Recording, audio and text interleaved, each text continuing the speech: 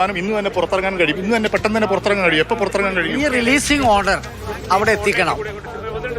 Releasing order sub ജയിലിൽ എത്തിച്ചു കഴിഞ്ഞാൽ തവന്നൂർ ജയിലിലാണ് ഇന്ന് തന്നെ പുറത്തിറങ്ങാൻ കഴിയും. 2 മണിക്കൂർ യാത്ര ഉണ്ട് ഇല്ലേ ഇവിടുന്ന് അങ്ങോട്ട്. നടപടിക്രമങ്ങളൊന്നും ഉണ്ടാവില്ല.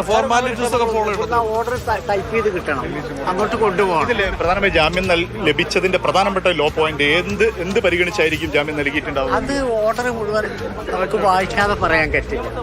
ഏതെല്ലാം പോയിന്റാണ് കോടതി സ്ട്രെസ് ചെയ്തത്, അല്ലെങ്കിൽ കോടതി പ്രധാനപ്പെട്ട ഒരു കാര്യം, ഈ ഇന്നലെ നടന്ന അക്രമ സംഭവത്തിൽ ആസൂത്രണം നടന്നു. അതിൽ അൻവറിന്റെ നേതൃത്വത്തിലാണ്.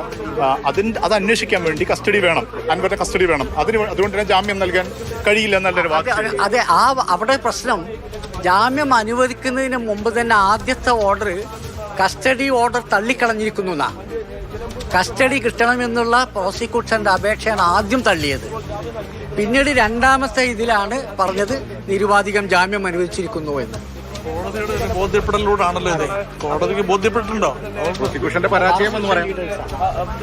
തീർച്ചയായും ആ തരത്തിൽ തന്നെയാണ്. അതായത് ഈ കേസിന്റെ മുന്നോട്ടുള്ള നടത്തിപ്പിന്, അതായത് ഇതിന്റെ ആസൂത്രണവും ഗൂഢാലോചനയും നടന്നിട്ടുണ്ട്. ഇത് തെളിയിക്കുന്നതിന് വേണ്ടി കൃത്യമായ രീതിയിലുള്ള അന്വേഷണം നടത്തേണ്ടതുണ്ട്. അതിന് ഈ പറയുന്ന പോലെ പി.വി. അൻവർ MLA കസ്റ്റഡിയിൽ ആവശ്യപ്പെട്ടുകൊണ്ടുള്ള കസ്റ്റഡി അപേക്ഷയുണ്ടായിരുന്നു. ഈ കസ്റ്റഡി അപേക്ഷയാണ് ആദ്യം തന്നെ ഇപ്പോൾ കോടതി തള്ളിയിരിക്കുന്നത്. ആ കസ്റ്റഡി അപേക്ഷ തള്ളിക്കഴിഞ്ഞു.